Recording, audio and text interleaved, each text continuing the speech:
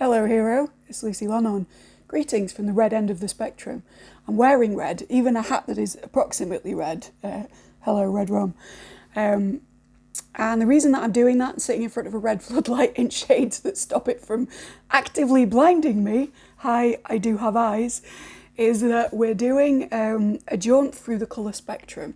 Some of you are aware that I do a Marseille mini-series where we've taken like a psychic tombola, lucky dip, kind of a jaunt through the alphabet, picking a word each week beginning with a certain letter out of a hat. An envelope technically, but you know, the principle applies.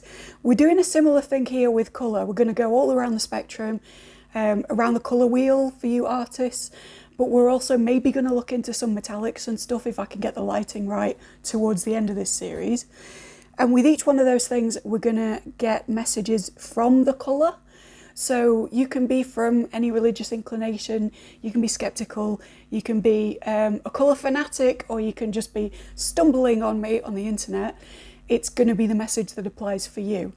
That said, there is slightly more control than with the Marseille minis, because rather than take a lucky dip letter from the envelope, I'm going to suggest 3 keywords for each colour based on how I use colour magic, what I'm teaching about colour at the moment in my other sort of platforms, etc. How I'm using colour in my personal colour grimoire, which I will share at some point on the channel. And really this is going to be exploring the sorts of issues that I think will come up based on the fact that we're dealing with red or dealing with blue or whatever. Just to hone in a bit, just to give you guys an idea roughly of which pile to choose. But most of the content will be at random. If you're new here, I do swear. It doesn't, you know, inhibit my expression in any particular way, but if it bothers you, it's probably not the place for you. And I do also tell the truth. I'm not one of these sugarcoating readers. And I agree with law of assumption type principles, but I also believe that it's only when we know the truth about current circumstances that we can work on changing those circumstances and indeed healing the shadow. So that's my position if you're finding me for the first time. But without further ado, let's talk about your piles and why I kind of picked the words that I picked, right? So, first up, when we think of red, we sometimes think of pain. I know that's not like the greatest place to start, but I'm getting to the good stuff, right? But for some of you, you are dealing with chronic pain, or you're dealing with body issues or emotional pain or whatever it is, and you want to get over that. I think that when we think of red, we think of circulation, and therefore we think of roots, ancestry, the body, also sort of musculature, systems that happen within the body, although systems are more of a green thing, but we'll get to that. So anything to do with the physical is probably going to come up in this pile if it comes up at all. Also anything to do with healing, if you're in pain, if you're experiencing any kind of emotional discomfort, or just dissatisfaction in any kind of a way, then your pile is going to be the Vertigo Tarot. Good one for you Sandman fans, by the by, because it's by Dave McKean. And we're going to do that for pile 1. So pile 1, red is pain, or the healing of pain. Think of red light therapy, that kind of stuff. I am emoting with my eyes, you just can't tell because I don't want to be blinded by this light, I'm so sorry. It's so much brighter than I thought, guys. I bought it and it was like a really super powered LED one, and I thought, yeah, that'll light up like half the room. I can do a video with that. Dude, like the entire city, it's red right now. There's a window behind me. I'm fully expecting the police to be called on this one, but that's more in the third pile. Anyway, pile 1, pain. I'm not starting, doesn't mean to go on with this, am I? Right, pile 2. When we think of red, we also think of passion. No? You horny buggers who are coming for a love reading, this is probably going to be your pile if that comes up. Again, caveat, I don't know what's going to come up for any of it, so everything is everyone's guess. But also passion about what you do, drive, movement forward, that kind of Martian quality that we always think of with red. I almost wanted to call this one energy as well. So those of you who do energy work or who need a bit of propulsion, if I could speak, this is your pile. So this is going to be the Manara Tarot. I am going to obscure some of it just because YouTube will ban me if I don't. But it's a very sexy deck, so that may come into play. We don't know.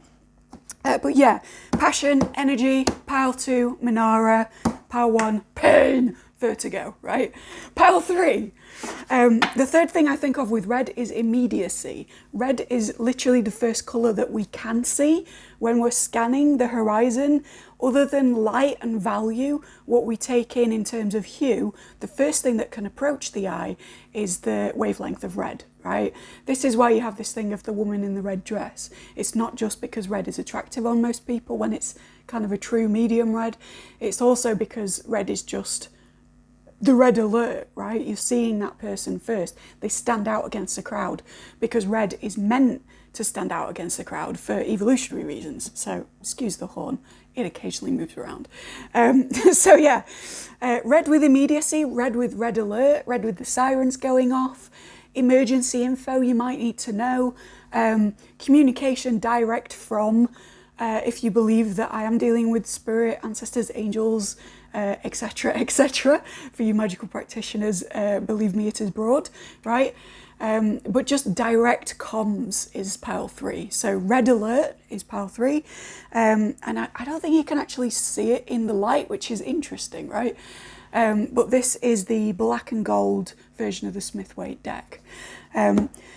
Please let me know if you like the format where you can kind of see me, because I haven't really done this before. One person requested it, so I'm doing it. But let me know in the comments whether you prefer this or an overhead, and I'll adjust for future readings. What else is there to say in terms of housekeeping, etc. For those of you who are aware that there's been a gap, I am on top of it. I had a bereavement recently, so a lot of stuff has kind of gone a little bit cray. But I'm moving soon and stuff is getting sorted out. So hopefully you're seeing this filmed in a backlog of videos, which means that the content that was requested by some of you in terms of lunar readings, sex readings, etc. is all scheduled, all coming up. Sorry about the gap. And yeah, what else? What else do we need to say? I feel like there's something else, my dudes. Oh, I'm pulling as I go for this one. I know normally I kind of lay things out and then pause and meditate and go. But I just want to do it live to show you guys that I can do it live, to give you a feel for what it's like having an in-person reading with me, where I am just sort of going and talking as I'm doing it. So again, if you prefer or don't prefer that format, please let me know in the comments. I have no clue what you guys want. Let me know. Right, so without further ado, red is pain. Life is pain, Highness. Anyone who says different is selling something. Right, let's shuffle this bitch. If you are going through pain, I hasten to add that I am terribly sorry that you are. And I have dealt with bodily pain and discomfort as a heavily disabled person, as well as a lot of emotional pain. So I'm not laughing because I'm not sympathetic to a situation. If you're in pain right now, I'm laughing because this is how we do. It's just how I operate, okay? So just know that if I chuckle or make jokes, we are all good, right? We already have speech. Speech is happening. Okay, so we've got the Emperor in reversed. We have the Seven of Wands in reverse. Okay. I'm going to start with these and then I'm going to keep going. Let's lay these like that. I don't know whether it bothers you, whether you can see them or not when it's this kind of a format, but okay, so Emperor in reverse. This is a loss of organisation, a loss of control. This is somebody who had power, no longer having power. Could be you, could be someone around you who's feeling the effects of that in a really unhealthy way. Because the Emperor in reverse can be like the shadow of fire sign kind of archetypes. They can get a bit stroppy, a bit tyrannical.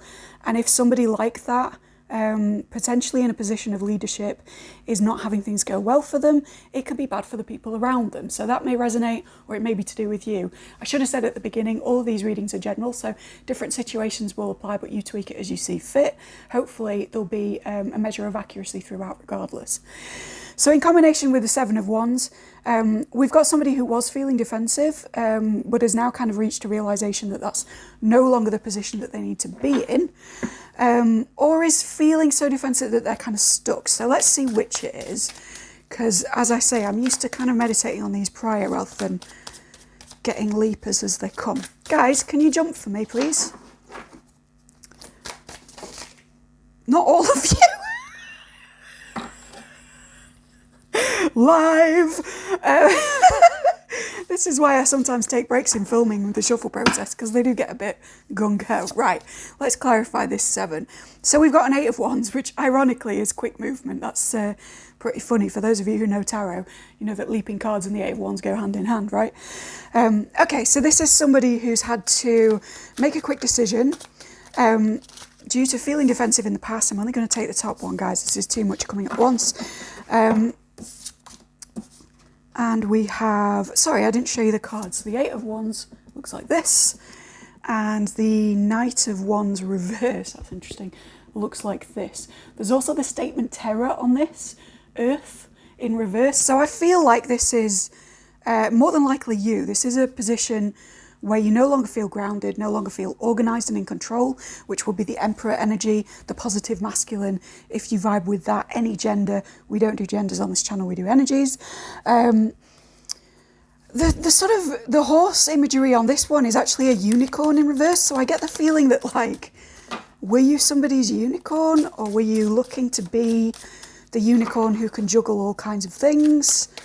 I'm hearing the word superwoman for some of you, so like, if you're in the sort of, it's a nasty anti-feminist rhetoric, but if you're in the thing of trying to have it all, trying to do it all, and you feel like you've taken on too much with career, family, etc., etc., etc., and it's all burdening you, this is definitely your pile, because it's that kind of energy. It's like, I wanted to be the magical unicorn, but I feel so defensive and I feel so attacked that I can no longer do that, and I don't feel organised. I don't feel a sense of speed in my life, even though there's a sense of haste, there's a sense of urgency. You may have been torn with picking the red alert pile, because there's this like momentum going, but it's almost like it's outside of you. Like, you want the momentum, but not in the way that it's carrying you. It's like you've been swept up by events. And then we've got death in reverse. Wow.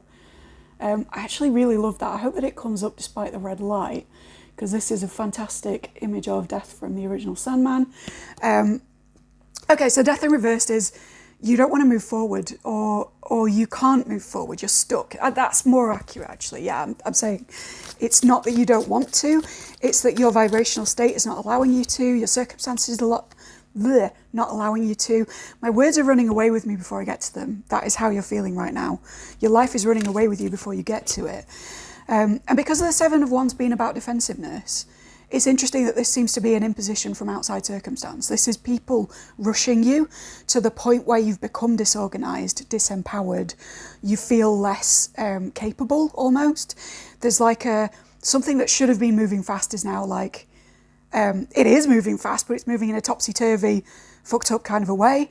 The terror in reverse is making me feel ungrounded, literally and figuratively. So if you do grounding work, energy work, if you put roots in the sort of style of, what's that great book? The Jessica Macbeth companion to the Brian Froud card deck has a wonderful grounding meditation for extending your tail into the earth, which I think I've mentioned before on this channel, but it's like a good way of like rooting. You imagine you have wings and you imagine you have a tail, and you kind of root both into the heavens of the earth, and you're very fixed in space. And I think that might be what some of you need, because you're not, you don't know where you're at to know how to progress. And death reversed as well can be like a resistance to an energy of change. There's another card come up, I'm not going to read it yet. So it's almost like you don't want to move, like you want to move forward in terms of propulsion, momentum, energy, but you don't want to move forward in terms of, like, you don't feel it's the right time anymore because everything seems to be out of your control. The factors that were in place when you made the decision to do whatever it is that is this, like death, this letting go of the past and moving forward into a positive future, growth, renewal, all of that good stuff. Whatever it was that inspired you to do that has kind of changed in circumstance to the extent that you're now like immeasurably out of control and you're panicking.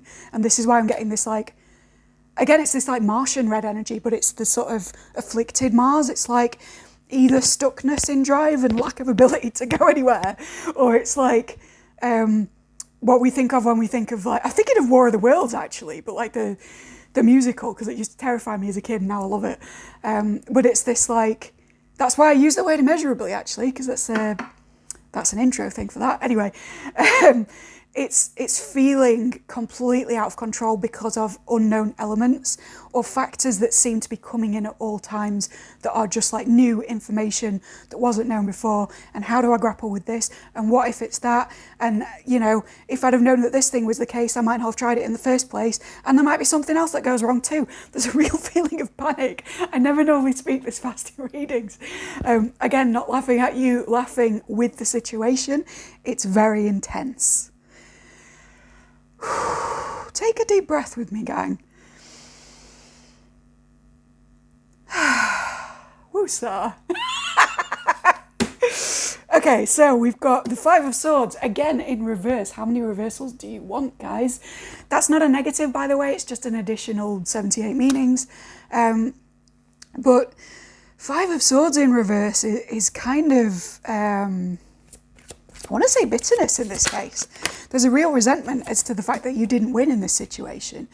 You were perhaps used to being the emperor. You were perhaps used to a rightfully earned position of leadership or position of control, whether that be like head of the household, head of the friendship group, lead in the relationship, you know, apply as you see fit. But you were in a position where you felt empowered and felt organised and capable and all good stuff. And you had a long-term plan, which is another emperor thing. My planner gang, who were like a year in advance with their Hobonichis or whatever. Hi, I see you, I'm one of you. But that could have been you. And then it's like stuff's blasted in and just completely thrown you off. And now you're like, fuck it, I don't even want it. I don't even want to win. I don't want it anymore, all right? And I get it. And it's almost like this isn't from the cards, but I'm getting that there's this feeling of like craving for someone to swoop in and like Winston Wolf your life and just kind of sort out the mess of the damage that happened before you even got started. Because with this Knight reversed, it's like, this is a journey you haven't even really set out on yet. It's a plan that you had, but it's not something you've like begun or instigated in any real way. So if it was a course of studies, you're only just enrolling or only just beginning. If it was a move, you're looking at places, but you haven't moved yet. If it was a relationship, I get the feeling that there's like a situationship element or something that never really got off the ground or never got committed, if that's what you're after. But there's certainly a feeling like you didn't even get it, right? You can't, not only can you not win with the Five of Swords being about winning and losing, but it's like you can't even get to it. And for some of you, you can't speak about it. If you are my law of assumption, law of attraction people, and you wanted to manifest something specific, with the sword going through the guy's mouth in here, it's almost like a feeling of you feel like, because you know that words have power, you can't even speak on this subject anymore because you fear your words to be dangerous. Now, we know fear is the mind killer, and we will let it pass over us and through us. But there is a real sense of like, you know that you could have been in this Emperor King energy, leading the pack, leading the new movement forward, taking the lead in a romantic sense, whatever it is.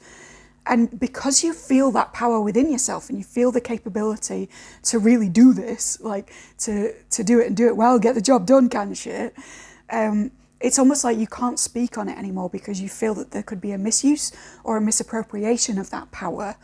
And if you're not my law of attraction collective, then it's possible that you feel like you can't speak about what's going on in your life because of this defensiveness that you feel with others. And I do get a group of people. But I don't know whether I mentioned it before, the interesting thing about the seven in most tarot is that, not in most tarot, but in the traditional, like widely accepted deck, if you like, in the Smith-Waite, the person defending against the attack from these people with the 7 wands, they're actually on higher ground, right? I always joke about like, it's over Anakin, I have the high ground, right? That is my 7 of Wands moment, even though Obi-Wan is technically lower. But anyway,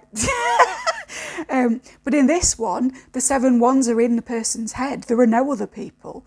So it's almost like sometimes you're held back more by your perception of other people about to attack than by a genuine attack. Let's move on. Okay, so another reversal. We've got the 4 of Swords reversed. You are not resting, my dude. You're not taking time out for yourself.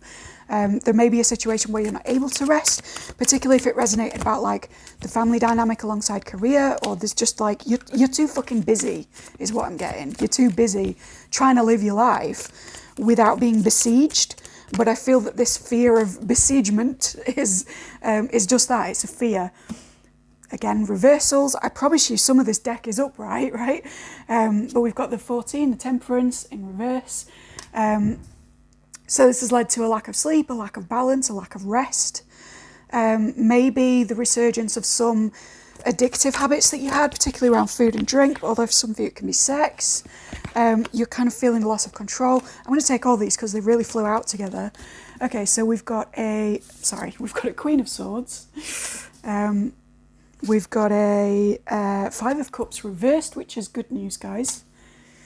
And a Ace of Wands. Okay, so this is a decent outcome. I'm going to take this as like a full spread and just clarify as we go a bit. Okay, Queen of Swords. This could be you or someone else. Do you want to let me know which it is? King of Swords reversed. That was just splitting the deck. I'm not going to like pull that proper, but I just wanted to see whether this is you or someone else. The fact that Queen and King are counterpart energies to me suggests that this might be relationship related, or at least related to somebody in relationship to you in your emotional life. Again, they could be a colleague, a friend, whatever, but it's somebody that is important to you is where this applies. It's not about you. So Queen of Swords energy is about feeling closed off, elitist. It's about putting up sufficient boundaries. When it's in a good place, it's about getting rid of toxicity in your life. It's the Exorcist card. It's kind of getting rid of energies that are outworn, outdone, and leading with logic, intellect, I want to say grace, and just kind of a level-headedness, rather than leading with reactivity, emotionality, any of those more negative qualities. Now, it's upright, but because of the rest of the spread, I feel that it's not in such a great place. So the Queen of Swords in not a great place is somebody who's putting up too many boundaries. And like I say, this is someone that you're in relationship to in whatever capacity. Excuse me, I need to shuffle my hot water bottle. It's very cold in this flat. This is why I'm dressed like the Michelin Man right now. Okay, so somebody that you're in close relationship to has put up a boundary that you didn't expect, or they're being a little bit more reserved, they're withholding information, possibly secrets, because this whole spread is very scorpionic. They're just kind of drawing a line in the sand with you that you didn't anticipate. For those of you who this is a physical pain reading and all of this stuff is to do with overwhelm, perhaps in management of an injury or disability or something like that, because of the swordsy energy and because of my associations with the King of Swords, which was the clarifier, this Queen of Swords energy could be literally somebody withholding medical information or a diagnosis that you feel would be helpful. But what I want to say, and again, this isn't from the cards, this is from what I received from, I want to say that that is for a reason, and that just as if this was a relationship situation, I would probably be making you roll your eyes and bringing up right timing. Sorry. I too am afflicted. Just as that's the case, if this is a medical diagnostic event, it's that you don't have the results through of a particular scan, or you don't have a correct diagnosis or prognosis or whatever it is yet, because you're not in the most suited environment to receipt of that information. Now, that can lead you down two different paths or be part of two different things. For some of you, I'm saying that this is because the particular medical professional that you've been dealing with is not an expert in that thing, or is not the best person to be dealing with it. So you're going to sort of learn more at a time where the help is a bit better. And for others of you, this is more in relationship to you, and particularly your home life with all the stuff we've discussed, where it's not the right time for you to receive that information, because whatever it is, good or bad, it would be another source of overwhelm. So maybe it's good news, but you would be treating something else with a medication that's new, and you would have to manage that financially, or like continue to order it when you're already busy or whatever. Like I'm on like 50 medications. I know what that's like to sort of manage alongside having several jobs and a social life and all of that sort of stuff, right? So it's that it could be too much, even if it's a good thing. or it's the, you know, spirit, whatever you believe in, the information that's coming to me, the red light, is saying that, like, we need to sort out that you are in the best environment of care for your particular predicament before we can send the next bit your way. And actually, I did use the example, excuse me, I'm very itchy, you might be itchy also. I did use the example earlier of relationship stuff, and I think a similar thing is true for those of you who are seeking a relationship outcome, but have suddenly been blocked or suddenly been fed new information that means you're no longer winning, or you've been plunged into mystery with a particular person, and they're difficult to interpret, which is another Queen of Swords thing. I think that what's going on with that, and what I'm getting from this red light energy stuff, is that, like, it needs to be, the pieces need to be in position for things to be able to go, right? And this can be another meaning of the death reversed, where, like, a big change needs to occur, a ton of shit needs to be let go of, but not until the circumstances around you are right for that. And I know how much right timing sucks, but think of it more in this case as right environment. I don't think that the timing is what's holding you back. I think that until you're less overwhelmed and until you're in an environment conducive to, say, a prognosis, a relationship, just more information, better information, a steadier way of living, you're not going to get that, right? The chaos is going to continue unless you are in a place of self-chosen stability, I want to say. And that's not like to presume that you're not doing good things for yourself at the moment, although temperance may indicate some bad health habits, but it's not to say that you're not taking care of yourself. That's not what I'm getting at, okay? Look at me. I'm not saying that you don't take care of yourself, all right? I'm saying that there need to be adjustments in your immediate environment through prolonged self-care and through also just circumstantial stuff that's going to happen, more stuff that's going to be manifested, before you can get to a stage where you can absorb the information that you really came to this reading for. Because the beginning bit was like, it might be true to your circumstance, but it's not what you really wanted to know, is it? You came for something else. And the something else is to do with this Queen of Swords figure. And it's to do with getting an answer about something or moving forward with something that is like, everything's a chaos because you feel you can't move forward with it. And whilst I do think that the defensiveness around it is in your head and you're being held back in that sense, and for those of you who are sci-fi fans, please look into the Bene Gesserit, because I'm getting that sort of like control your own fears vibe. Spice agony might be something you want to look into. I don't know. It's weird self-help, but okay. But yeah, there's something in your own dealing of this that can treat the chaos as if it's not even chaotic. And I don't mean whitewashing. I don't mean like paving over beliefs. Paving over circumstance with beliefs, because I don't particularly follow that, right? I mean active manifestation by first accepting the circumstances that you're in. That's a weird one to come up because I had a bit of a not so great encounter with a law of attraction coach this morning, where they were sort of doing tarot readers down for being predictive, not predictive, being prescriptive, sorry, that was the word I was after. And I don't believe that tarot readers are necessarily prescriptive, if they're good readers, but this whole thing of like somebody handing you your fate versus you deciding how you view an outcome in order to manifest the next bit, or in order to be in the energy of having already healed, or already succeeded, already won. I think that's coming up for you a lot, and I think that's why I had to have that experience this morning and sort of think a lot about law of attraction practitioner dynamics versus tarot dynamics versus magical practitioner paradigms, and how each one deals or deliberately doesn't deal with the shadow, right? There is some work to be done where your circumstances are mirroring back to you a belief that you haven't acknowledged in order to do the affirmations or the scripting or whatever around it. Again, that's only for those of you who practice those things. But there's a sense here of like, you're not getting your way because it doesn't work. You're not getting your way because there's more information, more symbology, more beauty of experience in you not getting your way immediately and learning from that and adapting to it and being there in the chaos and existing, than there would be spiritual benefit from you just immediately getting it and having the house and the Tesla and the perfect spouse and whatever and it all being calm, right?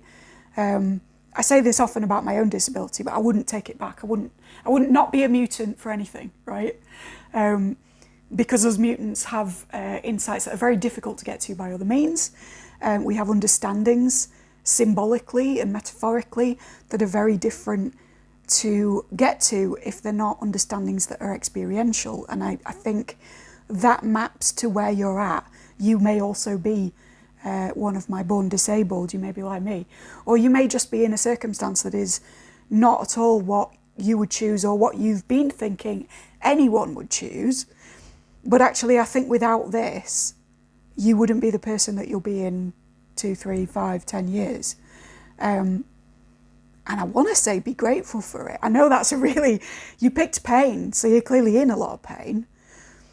So gratitude is not, that's an unreasonable expectation from my end. I'm sorry, that's not, okay, don't be grateful for shit circumstance, but be aware that there are things that you're learning how to deal with in this that couldn't possibly come to you if you weren't in discomfort in some fashion. And those things will be directly relevant when you do, like, quote unquote, get your wish, right? When you feel better, when you have the thing or the person or the organizational skills back, you'll actually be glad that you were in chaos for so long. And really that's the sort of deeper meaning of right timing, although it's a fucking frustrating phrase to hear, especially when you've been slogging it out for years. I do think that there's something to that. If you want a video about like magic in relationship to disability and what it's like to sort of have, you know, medical problems, false prognoses of death several times, visual hallucinations based on brain injury that give you magical feedback, etc., etc. I can speak on all this and I would love to, but only if people are interested. So let me know down below if you want me to talk about that. But there's a reason that I'm bringing that up, which is that it maps to something with you where, like, there is a level of experiential insight that you're having. And I don't mean in that cliche bullshit, everything happens for a reason kind of a way. I mean, no, this is a skill set that you're building right now that will be directly relevant to the outcome that you desire. And that you will be glad of, even if you feel like utter dog shit in the meantime. Even if you're terminal, and I feel that I can say that because at various points I have been on that list, right? And I've things have changed for me, and again I can go into that in a video, but I feel like no matter how bad it looks right now, the way that you're adapting and moving through it is going to be crucial to you getting what you think you want. Okay, and the card I've been holding for ages that popped out is the Three of Wands in reverse. So this is lack of movement forward, lack of planning. This could be in relationship to this Queen of Swords because it's coming up as her other clarifier. So perhaps for many of you this is a relationship thing and you can't move forward with the person because of this stuckness, this overwhelm, this new information that you didn't know about, this blocking, deleting, silence. Silence is a big one because the red light falling on the cards is obviously colour, one light colour subtracts a lot of other colours. So I'm seeing the cards in literally a different way to how I would normally read them. It's why I wanted to do this spectrum shit. Super exciting. But that means that actually the deck that I'm dealing with is a lot darker than I anticipated. And darkness to me is equivocal to silence. So this is like, you've almost been plunged into silence. For some of you, you're getting the silent treatment. Or for some of you, like I said, with the medical stuff, you're just dealing with a big unknown that is not reaching a resolution. No matter how much you poke, prod, bug, try and nudge circumstance forward, try and work on yourself, try grounding, try whatever else it is that you fucking have room or time for in all of this. Wow. But it's like, yeah, it's almost like it's too quiet. That's it. It's too fucking quiet. And that's why I'm speaking fast. I'm trying to fill the void. You're trying to fill the void. You're almost like filling your time with new shit on top of the overwhelm and the burden. I mean, this reminds me actually of when I was in stroke recovery and I was bedbound. And I thought I was resting. I thought I was recuperating my brain. I thought I was, learning to read again and all the things that I should be doing. But what I was actually doing was bombarding myself with media information so I didn't have to think. Because I knew that if I thought about it, there would be, suicidal ideation and stuff involved, because it was an incredibly tricky time on many levels. And I think that, I will put a trigger warning up for this pile, but to some extent, it's you're filling. There is a chaos with your time and everything is overwhelming, but you're also seeking more media, more people, more information, for some of you more sexual interactions, for some of you more opinions about what could be medically going off. And it's like you're drawing all of that in to fill your time because the silence is fucking deafening. You're scared of the silence. You're scared of the unknown of this particular outcome not coming forward. You're scared that if somebody's dropped off out of your life, they're never going to come back. Or you're scared that if your doctor can't tell you what it is now, that might mean that it's the worst thing, or that might just mean that you have to chase it up for so many months that it's gotten worse, or you fill in the blank, but this silence thing is the real problem, this darkness. Okay, so moving swiftly out of that fucking energy, now that we've identified our shadow, we can work on manifesting something different, can't we? So there's fear and silence, and then we're moving into Five of Cups reversed. Five of Cups is always about grief. When it's reversed, it's getting into the situation where you can see what you've gained from something just as much as what you've lost and begin to heal. It's the acceptance stage of the, is it 5 stages grief process? Yeah. So you're getting to the point of acceptance of your circumstances, which, believe it or not, is going to be the thing to propel you forward more than all this fucking moving around, all this haste, all this absorption of different media, different opinions, different messages with the 8 of Wands. You may be in dialogue with 20 million different people about what it is that's going on, getting all of their opinions and energies involved, which I wouldn't recommend from a magical or law of attraction perspective. If something's really an issue for you and is plaguing you as much as this is, and is hurting you, you're in pain with it, right? That's why you're in this pile. Don't get too many external opinions. Try and tune into what your gut is actually saying to you. And if you're feeling frustration about the fact that you can't move forward, sit with that frustration for as long as it's safe for you, obviously, because I don't want anyone to wallow around in emotions that are going to lead you down a terrible path. But, excuse me, I've got hiccups with that. But at the same time, it's if you need to listen to the terribly sad Radiohead album that always makes you bawl and cry it out, this is the time to do that and sit with it. Or if you need to rage about the fact that, your medical support or family support or whatever is just completely fucking inadequate and has potentially made things worse over time, absolutely get angry about it. Not to another person, because we always need to be kind, right?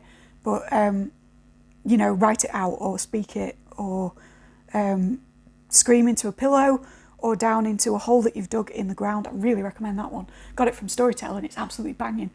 The earth will just absorb. Earth, terror, right? The earth will just absorb all these feelings that you have if you allow yourself to just go ham, right? Don't be Athena casting the Furies down to the depths, right? Be the Furies rising to the surface to bring this revolution, to bring this idea that actually, no, we need to be righteously angry about this thing, or actually, no, we need to feel sad, or you know what, it sucks to have complex conditions or daily pain or grief or whatever it is, right? Sucks to be frustrated and in love with someone for a long time. Whatever the case may be, acknowledge that. It's fine. And that's going to be part of your grounding, is the acknowledgement that, you know what, actually, I'm not going to pave over this anymore with activity. I'm not going to pretend that this is a light and bright reading. I've chosen the dark deck. This is shit. Okay? And it's fine for it to be shit. It doesn't mean it's not got utility. It doesn't mean it's not one of the most spiritually significant moments of your life. It doesn't mean that it's not going to make you completely powerful and actually bring you into the Emperor upright in a way that you've never experienced prior. You're going to have more power at the end of this. You're going to have more awareness, more, I want to say, like, mobility, and not just in the literal sense. Like, you're going to be adaptive and gifted in some way, right? But in order to get to that point, you have to be like, this fucking sucks, man. And then that Five of Cups is going to kick in and it's going to be like, or does it? Okay, so let's get a clarifier for this Five of Cups situation, because I've gone on a very long time with this one. Can't even see the timestamp. Again, with the reversals, Page of Cups. So there is a lack of imagination with this. There is a lack of dreaming. The Neptunian waters in this particular deck are not just watery, but they're, I don't know whether you can see that well at all, but there's a lot of text here. You may be somebody like me that loves like graphic prints on things. I have so many pairs of trousers that are just walls of text badly translated that mean nothing, but they look shit. I look like a Dave McKean drawing when I'm wearing them. Anyway, but there is this thing of like writing stuff down, or of words being important to the dreaming, of text, particularly online text being important to the dreaming. If you read like, this is a wild message, if you read shit like Wattpad, you know where I'm going with this, or any kind of lettering that you see on a screen that excites you.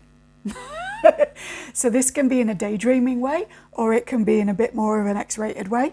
But if you read anything like that, or you explore written worlds, I would advise you to shift to those things for a little bit as part of your healing, rather than visual, definitely rather than video with the current climate, and sort of just delve around in like online words.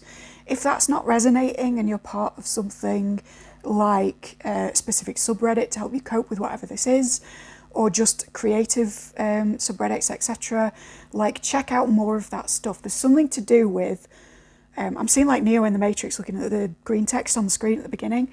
There's something to do with words illuminated, and this is an illumination reading, right? It's red light. But you're reading these illuminated texts, and I'm hearing illuminated manuscript because it's like an equivalency of a religious text. And I don't mean that in the sense that somebody's Wattpad story is holy. I mean it in the sense that for you, it's going to have an imaginative impact that is equivalent to having a bit of a revelation. And some of what I've said may be a bit, pushing you in the direction of, oh, okay, this is a thing that's kind of meant to happen at the moment, and I feel slightly better knowing that. I hope that's the outcome anyway, but more so, if you go into the imaginative realm, and rather by absorbing media from a physical book, or from a movie, or TV series, or band, or from porn, or from whatever it is that you normally take in, YouTube included, right? Rather than absorbing it from more tarot readings even.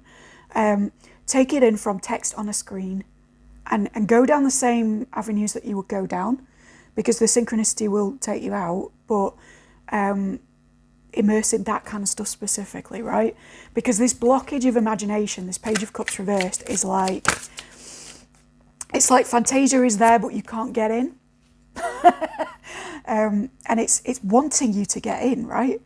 And then finally we have the Knight of Pentacles. That's an interesting one to end on, and it's clarified to the Ace of Wands. So we're ending with two uprights. We're also ending with another horse. Horses may be a really significant symbology, imagery to you. You may be having horse dreams. And I noticed that that's the unicorn, but this is the horse. So it's like the grounding of the idea of being the unicorn self who can tackle anything into being just something with good forward momentum, and that is enough, right? It's also made out of like earthen things, out of roots and sticks. So for those of you who do root work and stuff, like if you've not been feeling empowered enough to pursue magic, but you normally do, working with roots and plants in particular will be a thing for you at the moment. But Yeah, it's like a horse made out of roots. And if this was, I was going to move my sunglasses as if that would make the lighting different. Crikey. It's late here. But it's like if I could see this in different lighting. I know from this deck being basically my favourite so far, that it would be a lot more complex than that. There's more than root imagery in this. But under the red light, it's just on its roots, right? So you're examining your own roots, or you're doing root work. And this is the thing to bring stability, which is a Knight of Pentacles energy, alongside momentum, right? It's not a king, it's a knight. It's moving forward out of the darkness. And with the Ace of Wands, this is a new creative impulse, or dare I say a sexual impulse for some of you. Not to sound too much like the auntie you want to avoid at parties, but if you've not explored masturbation, now is a good time as a spiritual pursuit, right? Because I think it'll just get you out of the realm of like whatever it is that you've been thinking and dwelling on, and it'll just like shift you into that onesie energy where you can be creative again, you can be imaginative again. Indeed, you can connect to the spiritual, because wands are also about connection to the divine. And you would have it like, it's almost like it's a flipsy counterpart to this 8 down here, right? You've got the 8 of Wands, which is like immediacy of messaging. And then the Ace of Wands, which is like a stillness, but with complete communication with everything. And all coloured light is communication. So I consider these, you know, this red light message to be like a beaming of info in that very like Philip K. Dick Vallis way, where like I was hoping for a transmission, right? And I feel that's what I'm getting. All tarot is a transmission, but particularly with the red light, it just feels good. And I think that's the communication of this energy as well. It's like you had messages coming in from all sides and all people that made you feel very defensive, that made you feel loss of power.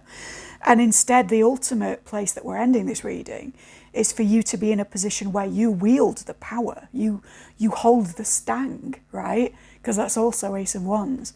For those of you who aren't familiar with that term, you're Gandalf with his staff, right? You're grounding this shit. You shall not pass.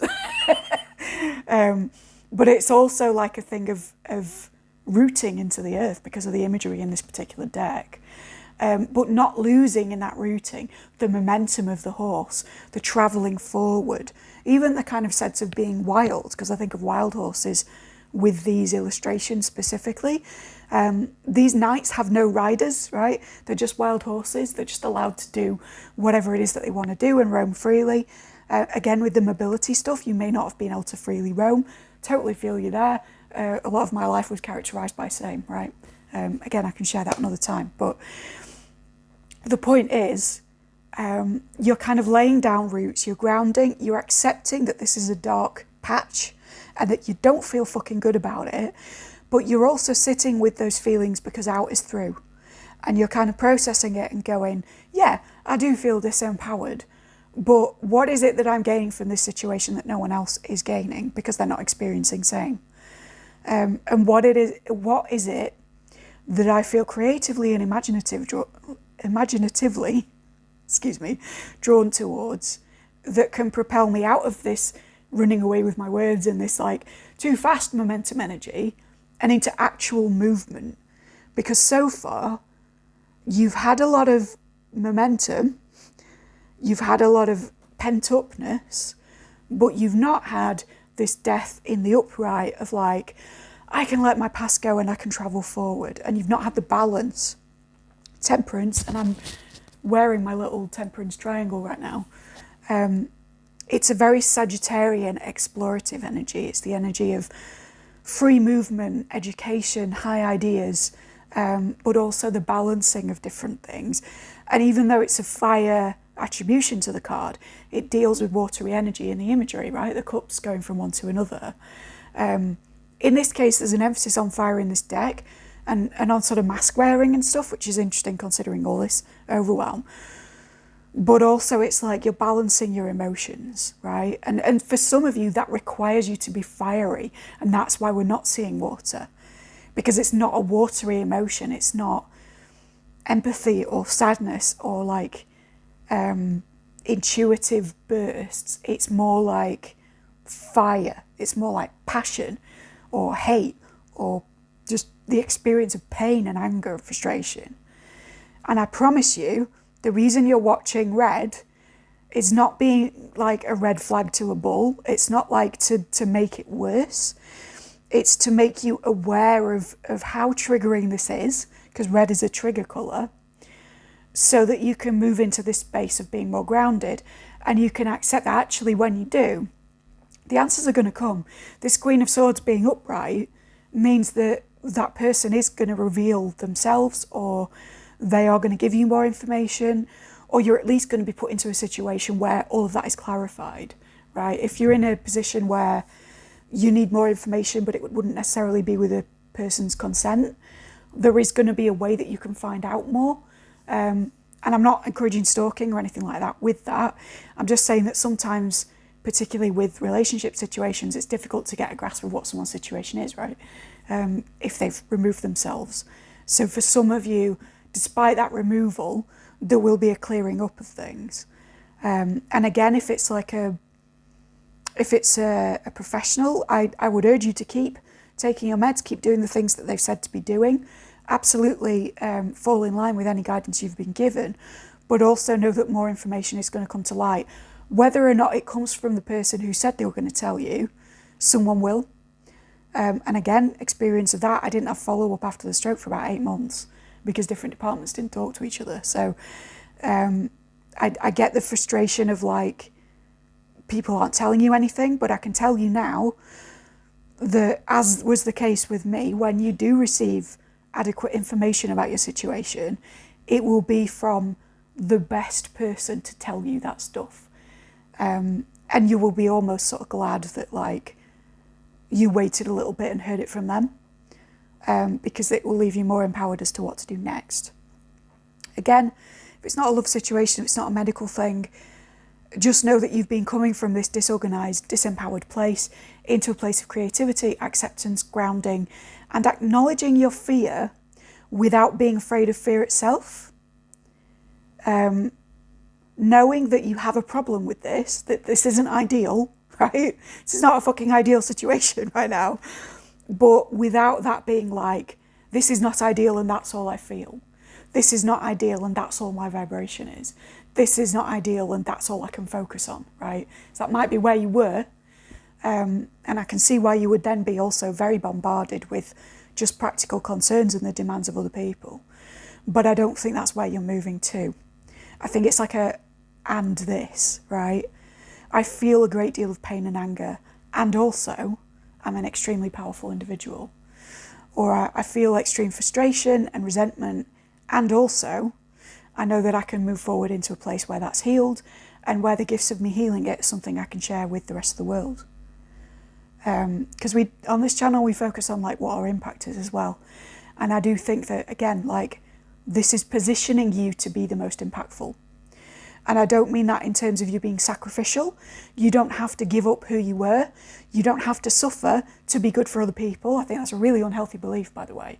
And it's something that's like perpetuated, particularly with disabilities and stuff. But you don't have to be trodden upon so that someone with more privilege than you can feel better. But what is happening, which is distinct from that, is that you are learning a skill set which nobody else outside of your kinds of position would be able to pass on. And I think it's going to be really good for you. I do. Darkness invites illumination is what I'm going to finish with. And I hope that was at least adequate. If you want a personalised reading with me, that is an option, but it's not one I'm pushing for, because I think you've got enough to sort of process with this at the moment. But if you do want to like, subscribe, comment, I would really appreciate that. I'm a relatively unknown channel. I'm just sort of starting out in terms of YouTube. I've been reading for people I've been reading professionally for about 6 years and reading for other people for about 11 or 12. But, you know, I'm new here, so, like, share.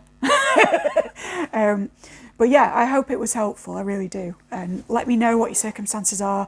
Let me know if you'd like me to elaborate on anything I mentioned.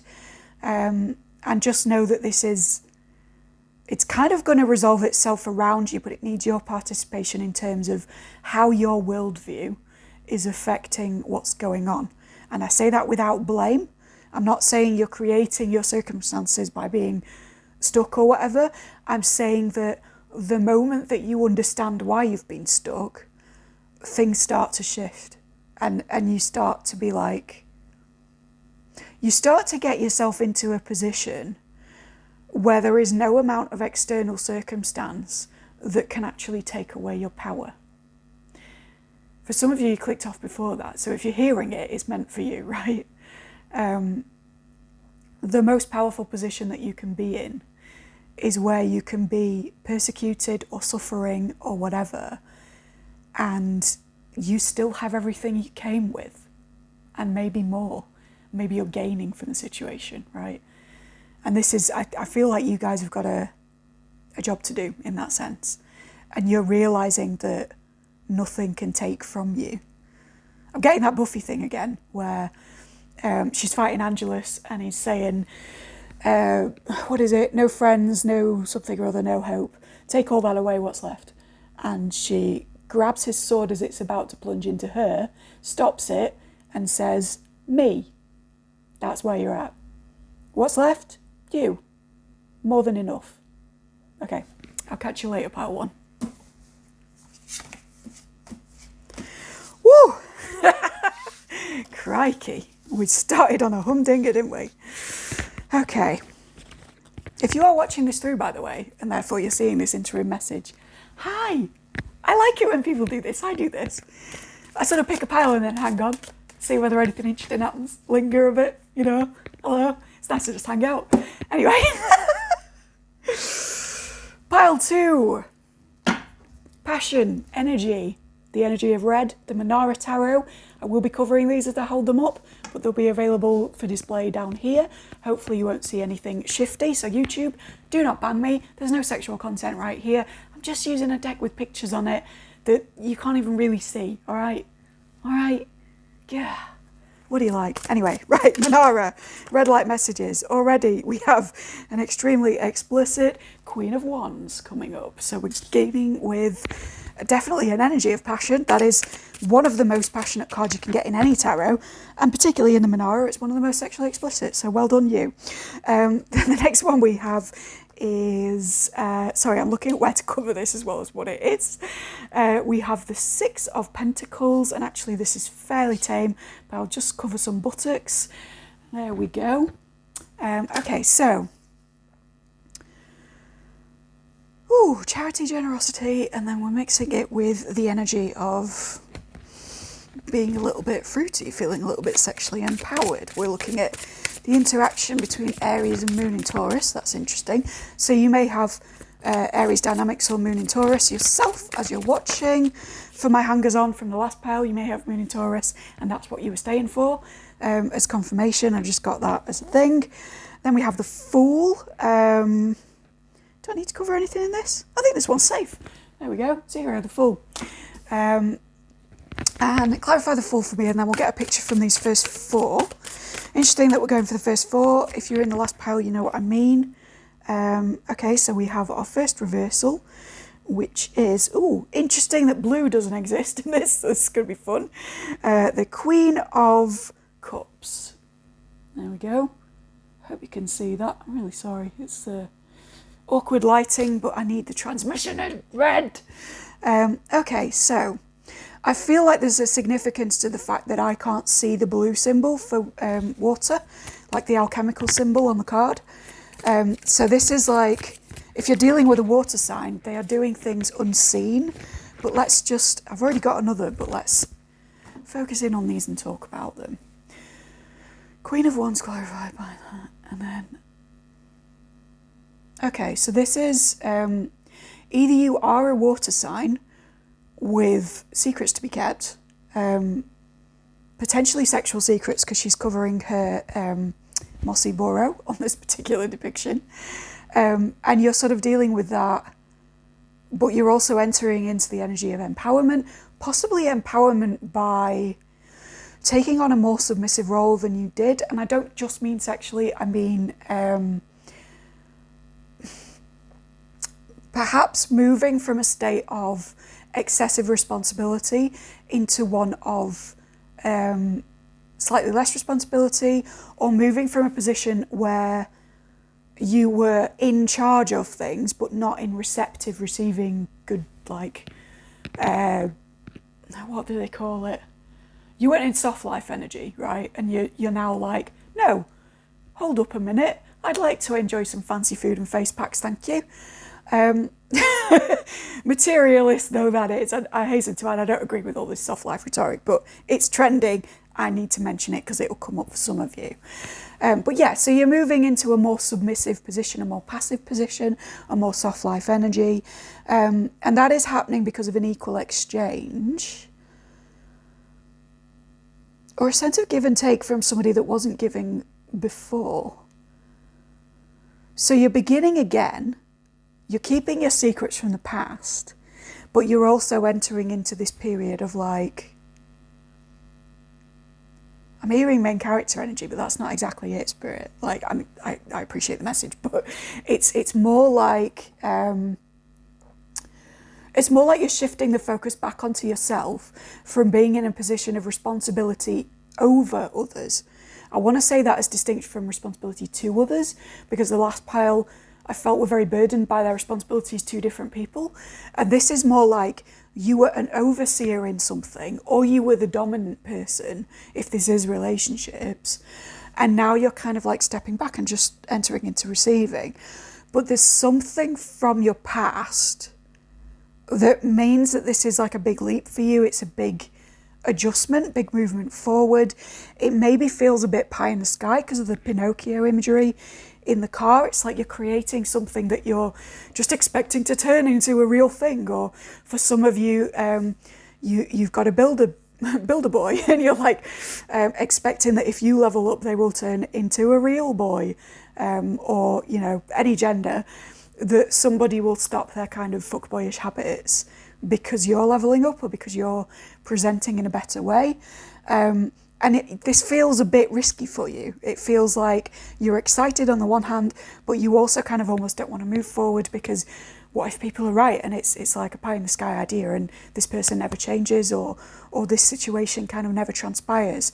It's like you're manifesting, but before you even get to the point where you're asking for what you want, you're kind of telling yourself that it's too floaty, too out there, too crazy.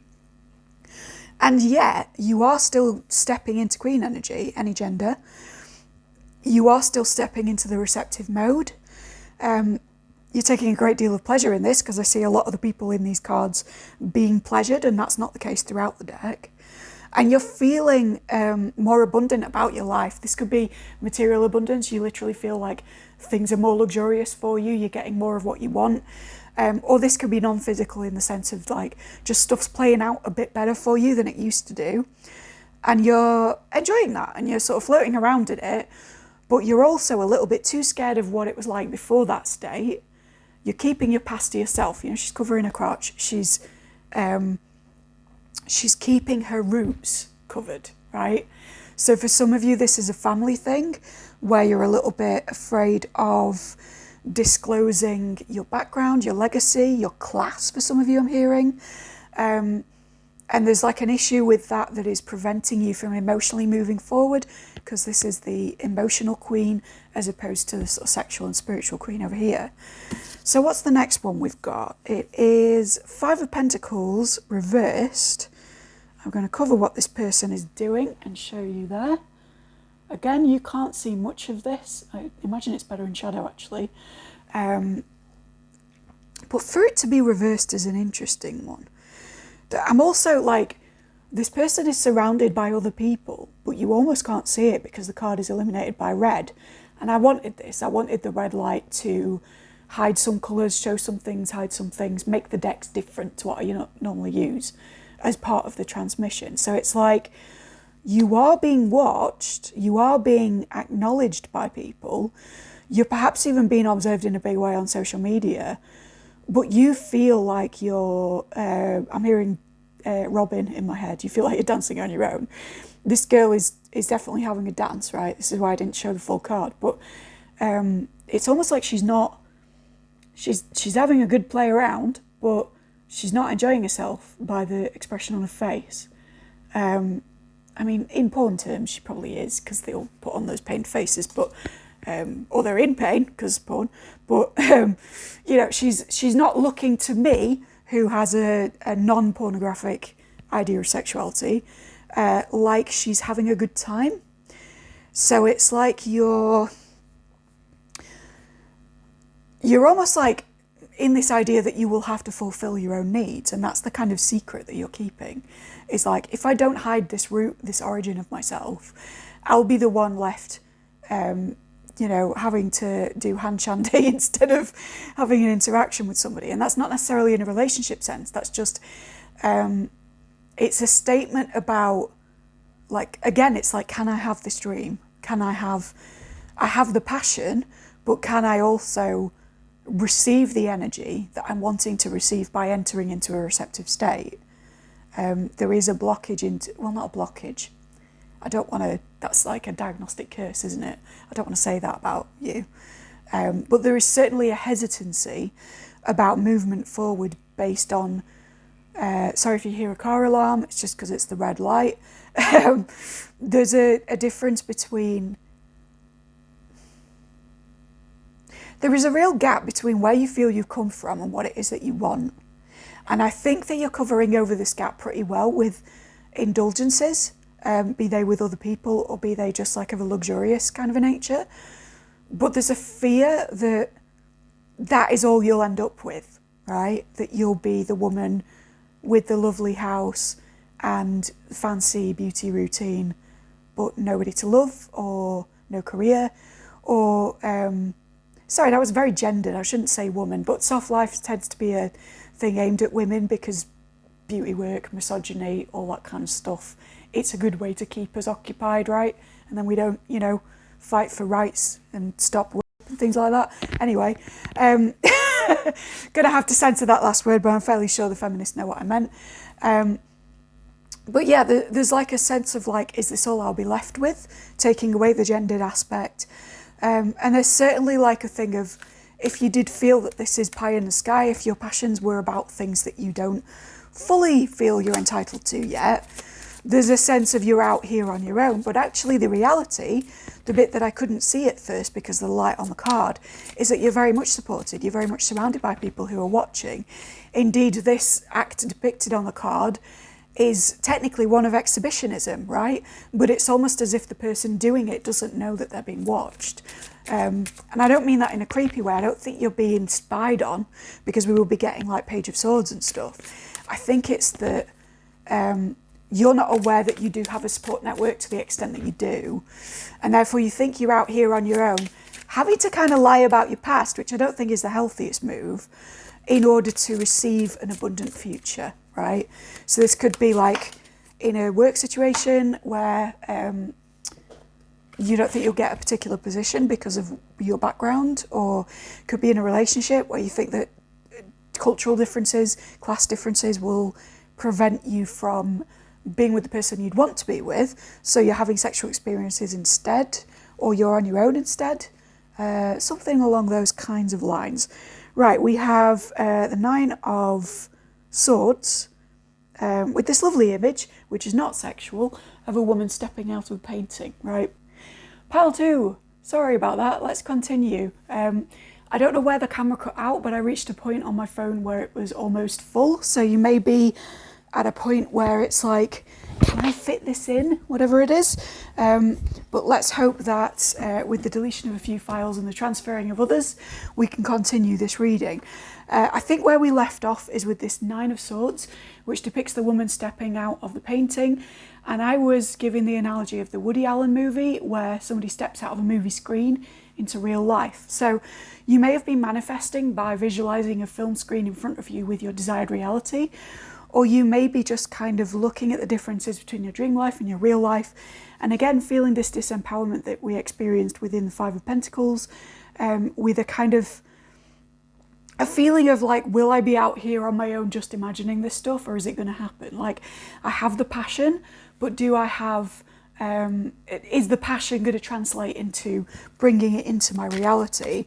Especially considering that you have a bit of a shame considering your past circumstances. Now we have the Three of Cups. Again, can't see cups very easily with this deck in this light, but that's interesting in itself. That's the upright. Don't know if you can even see any of this, but it's useful for me. So, Three of Cups reversed. Right, let's get more on that. I know some of you are already seeing a Three of Cups and going, oh God. But it's not always third party, so let's have a look, right? What is it? Clarified by a Four of Wands, which we're going to cover most of, where a woman is enjoying some time with her friend who's having a lovely meal, right? So, let me just process this for a sec.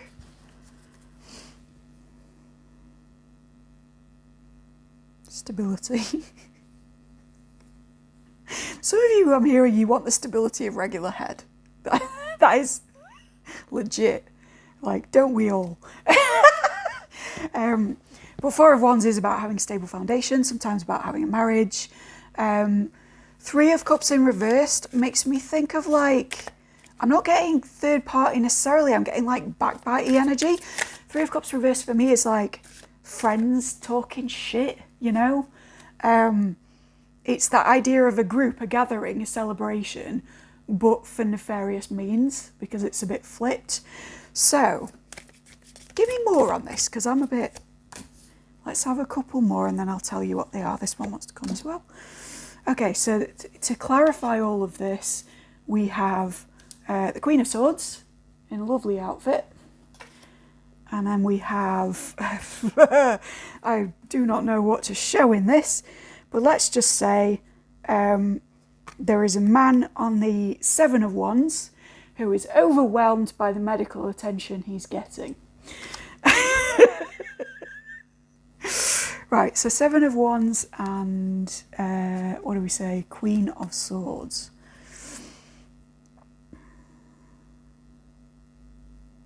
Right, okay, right. This is a similar dynamic in this part of the reading to the last pile. So, like, you know, if you're a person who followed through and carried on watching, I said hi already, but, like, this might be for you. I get the feeling that in a social environment or in a relationship context, it could be a work environment, but if it is, it's like colleagues who are friends. There's discussion about your life, possibly particularly your passionate and love life, because you've chosen the sex deck. And that discussion is largely negative. And this is because you've started to put up boundaries with people about what you reveal, because you felt a sense of overwhelm with the Seven, right? You want stability, which is the Four. You feel that what has happened in the past in your background has been a little excessive, maybe, a little bit overwhelming. You felt defensive about it. And so the position that you've put yourself in is perhaps one of keeping silence or not giving your colleagues, your friends, the full information about a situation so that you can protect some stuff. For some of you, you're even in a position where you were from like an abusive background and you're keeping relations from a family member or a sabotaging force, and they are speculating on what's actually happening with you because they can't get the information directly from you. And therefore, because they are inherently negative, their speculation also is negative. But I guess with this like 9 stepping out of the picture, like the traditional 9, it's like, don't lose sleep over these people. People are going to talk. People are like that. I think it's interesting that in the particular Three of Cups that we got this from, there's a woman solo swimming, and she looks very much like the woman that's solo here or here, you know, who are kind of living their own lives in a very private way. She even looks like the Queen of Swords. There's a hair echoing through. That doesn't mean that you're a woman. It doesn't mean that you have curly hair. You might comment if you do, but this is just indicating that this is the same archetypal character, and that it's almost like you're being punished for keeping yourself to yourself, and that is the root of why it is that you're doubting your passionate impulses, doubting you're making your dreams a reality, perhaps visualizing them on that cinema screen, or perhaps even thinking that certain relationship or sexual aspects are the stuff of movies, or are a romantic fantasy or a sexual fantasy. And so you've kind of, I don't want to call it consolation, but you've put yourself in a position, particularly with this Pinocchio figure, where you're maybe accepting relationship dynamics in romantic or platonic senses, which are a little bit less mature than you are, because there's a lot of queens here, there's a lot of advanced energy, a lot of spiritual energy, and creative solo energy, right? So again, any gender, but you could be a bit of a queen, you could be in your power, you could be navigating your own life really well and very good at being solitary.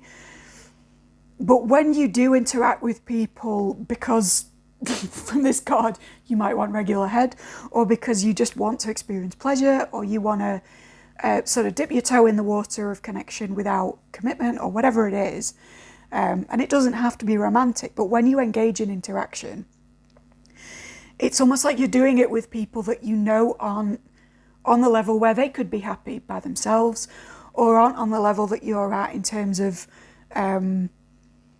keeping a very kind of responsible, perhaps opulent lifestyle, making sure that you are living a bit of a soft life, making sure that everything's in order, making sure that you have a stable foundation with the 4.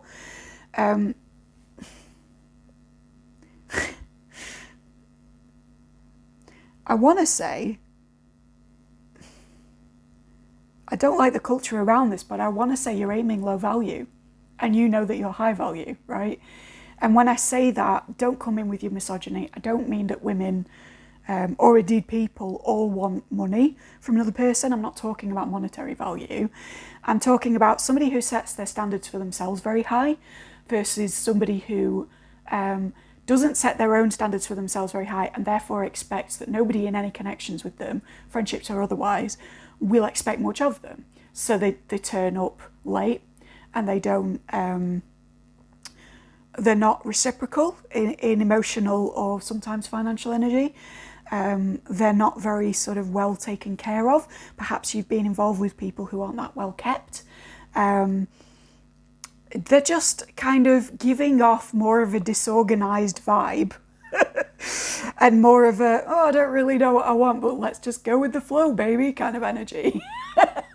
And that's something you're no longer here for, right? And more power to you, because I don't think people should be. I think the casualization of our society is a relatively dangerous thing. She says while sat here in casual clothes, but you know what I mean? It's like almost you have a reverence for yourself that is not reciprocated by the sorts of people you're involving yourself with. And that can be, for many of you, it's in sexual relationships, but it can be in any aspect. It can be that your family doesn't appreciate you, or it could be that your colleagues have a different way of hanging out with each other to the kind of lifestyle that you would want for yourself. It's just like you're honing in on people to fulfill some of your needs, whatever they are, who are aiming at a low bar, right? The bar is in hell, as they say. And therefore you're feeling dissatisfied with the ability to manifest your dreams, not because those dreams are invalid or not because you're not capable of getting to them, but because previously the bar has been in hell and it's difficult for you to visualize that you will have interactions with people who, for example, do not chat shit about you behind your back when you maintain a bit of mystery, or who don't seek to sabotage your success or overwhelm you when you're successful. Because I'm getting with this 7 of Wands, this interaction is very overwhelming. I can't even see how the guy's dealing with it. I can't see what his expression is because there's that much piled on top of him in a literal sense, right? So it's almost like there's a sense as well that your social connections want to pile on you and want to occupy your time so that you don't evolve past them. And when I say past them, it doesn't mean you have to drop people, but there's a certain level of like what you want from your life, which is no longer in alignment with the sorts of people that you're around. And I think that the ones who sense that on some kind of a level want to label you as being bitchy for the fact that you are doing things with your time which you consider to be really positive things, right? So that's, to some extent, that's where this backbiting energy is coming from. That's where the bitchiness is occurring, because it's like, well, if you're going to leave us behind, then we're going to talk shit about you, and we're going to make up all kinds of stuff about you, and potentially about your sex life because of the cards that are coming up. So then we've got the Two of Pentacles, where there's a woman having a lovely chat with a man in a park who seems very surprised to see her. Clarified by... Oh, hello. Glory be. Do you have to hide? There we go. Clarified by the Knight of Swords reversed, which is a woman in a gorgeous outfit on a horse. That's much more accessible for us to show. Okay, so then we've got this development. I feel that you're this woman on the horse again. Again, you don't have to be a woman, you don't have to have curly hair, etc., etc. It's just a pattern with the cards, that's how I read. Knight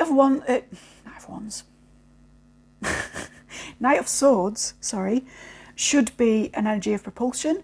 And I noticed that within this reading, and indeed within the depiction on the card, the horse is stood still. The woman is in fact chained, potentially to her past, right? And as a clarifier for a Two of Pentacles is about kind of juggling different prospects, whether you're juggling well or not. I sense that for you guys, you actually are. You're juggling all aspects of your life with, I want to say aplomb. I don't know whether that's the correct word. That's the word that came up from whoever. But, you know, you've got a mastery of this, and you, from the particular imagery on this card, I get the feeling that when you maybe approach people, maybe proposition people for friendship or otherwise, they may be shocked by your sudden presence, but they are, you know, reciprocal. It's something that they enjoy. So it's not like you're being held back from moving ahead socially or romantically. It's more like the idea of being chained to your past. And I wonder whether the reason the Devil didn't come up, because that's about being chained to a particular concept and sort of leaping free of connections and addictions, breaking the chains, right? I wonder whether it didn't come up because this is such a sexually explicit deck and a potentially sexual reading, and it didn't want me to get the idea that it was about that, rather than the idea of being chained, so the chain showed up somewhere else. I love tarot for that, it's very considerate.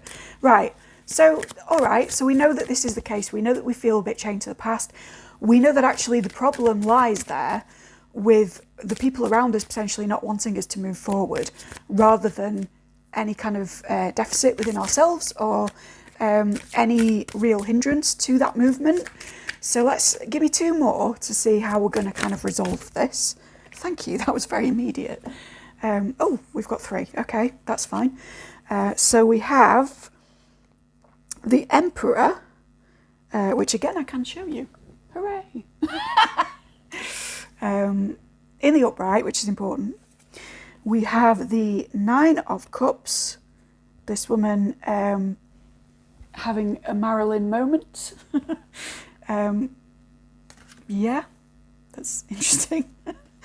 And then we have the Ace. I couldn't think of the word ace. The Ace of Swords. Sorry, I had a stroke and sometimes I malaprop or forget words. So the Ace of Swords with this woman in a very nice top, smoking a pipe. And she is legit smoking a pipe, that's not a euphemism, right? I hope that the camera's working. Something just moved. I'm going to just go with it. Hopefully we're all right. So, the Emperor is somebody who's very much in charge of their own future. If you were in the previous pile, again, this is your sign that the reversed Emperor energy we began with is actually going to resolve itself, and you're going to come back into a position of organisation, empowerment, mastery over your own circumstances, mastery in general. You might want to read your Robert Greene. That might be for some of you, because this is a very creative reading as well. With the Nine of Cups clarifying, this woman is utterly blissed out to be showing everyone what she has in a very public sense, right? So I do get the feeling that there will be places you can, excuse the pun with the card, but reveal yourself, all right? Reveal your nature, reveal your talents, reveal your sexual self, reveal yourself as a friend to people in a way that is somehow leveled up from your past. And I get that this may happen in a new location. That's not because of which card it is. It's because of the imagery on all of the cards. There's oceanic stuff in this one, which implies travel. There's like a French-looking city in this one, so Europe may be an option for you, but in general, it's like city lights are happening, which makes me think of an exciting trip, right? And it's facing away from the stagnancy of the Knight of Swords that wouldn't move, which is in autumn. I think that's interesting. This woman's clearly in summer because of the attire, or lack of it. And she's in like a cityscape. So it's almost like you've gone from a rural past in some cases to like a new and exciting summer, somewhere a bit more vibrant. So for some of you, this problem will be resolved by a move. If that's not something that's an option for you, I think it's just like a change of situation or circumstances in terms of hangouts. Like I think that the places that you're going to, I almost don't want to say this because I don't want to invite the incels to barrage my page, right? But I used to be involved with FDS as a community. If you don't know what that is, please don't Google it. It was back when it was about empowerment and protection against assault and things like that. I'm not saying it's not about that now, but it was less emphasis on monetary aspects and stuff like that. So, you know, in my defence, I was trying to protect against what I saw as a toxic male environment by involving myself with a group. And there's a thing that I read there which is coming to mind again, and all this language about like levelling up and high value, low value is all appropriate to that community, right? So you may also be from that world, or you may have spent time in that world as I did. But the anecdote that's coming up, which someone shared back when it was just a Reddit page, Reddit subreddit even, rather than like its own thing and its own podcast and all of that stuff. There was a thing about a woman who was trying to level up in her life and felt that her friends always wanted to go to do the same things at the same places, and that they were around people that she wouldn't choose to be around, that had not so healthy lifestyles, shall we say, not so healthy habits in terms of recreational activities. And she just wanted to be done with it, but she didn't really know how to like break off from that friendship group without offending them or without causing a backlash, which is exactly what we've described earlier in the reading. And some of the advice that was given to her, or something that was come up with, or whatever it was if you suggest to these same groups of people that they hang out at somewhere where they have to pay more and do activities that require a little bit more thought, or, you know, something beyond just getting drunk or getting drugged up or whatever, that group will naturally drift away from you because you always suggest stuff that they don't want to do or that they can't keep up with. And I realise that when I use this example, I run the risk of appearing not only misandrist because of the reputation of the group, I'm not going to say the actuality of the group, but hey-ho, but also coming across as classist, because obviously some people don't have the money to hang around in certain places, and that is, you know, if you want to be in an environment with people who are a little wealthier, that would be the advice. But obviously that is very problematic, and I want to express that that's not my position. It's something that was suggested to this person. But I think that where it applies here is if you don't want to be around these people that you know are kind of bitching about you, and I sense that like whoever they are, you already know what's going on, right? It's funny because it's mirroring a situation I've been in recently. It's like, just either don't talk about it or like ask me, you know? But anyway, I sense that you know who this is, right, as a group. And I sense that you kind of want rid of the group, but you don't want to confront them directly about the fact that you know that they talk about this stuff. Maybe you don't have grounds to say that they do other than this reading. Maybe it's just that you don't want a confrontation because you're not about that life anymore, right? You don't want the drama of it, and that's fine. Again, more power to you. That's a great way of you know, handling it, right? But I do sense that if this group are still friendly with you to your face, which is quite often the case for these people whose hobby is to discuss other people rather than to pursue their own creative lives, shall we say, then the preferable thing for you to do might be to say like, oh, I'd love to hang out with you guys and update you on everything. let's go to this really expensive restaurant, or let's go to this activity that I know you wouldn't be interested in, like let's all go to the opera. Or I'm choosing very classist examples because they're the most stark, but it doesn't have to be that. So like edit it for your interests, right? If you're a Warhammer nerd and you know that they hate that shit, be like, oh, I'm going to Games Day, do you want to come? You know what I mean? Like adapt for your circumstances. But I do think that it's a case of, yes, I'd love to hang out with you too, knowing that they're being two-faced, and saying, and when we do, can we do this thing that I know that you don't normally want to do or that you hate? And I think that even if they say yes, they will be so out of their comfort zone that it will be difficult for them to interrogate you to the extent that they want to. And therefore you'll be able to keep your private life private, or you'll be able to kind of deflect questions about your past. I would encourage you also in this pile to work on healing your past, work on why it is that you're both chained to it and a little bit ashamed of it.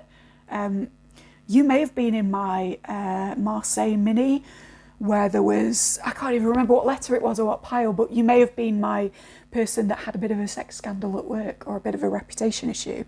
In which case, you know, A, it's none of their business, but B, it seems like you have residual feelings about that is almost like more of a thing than what other people feel about it.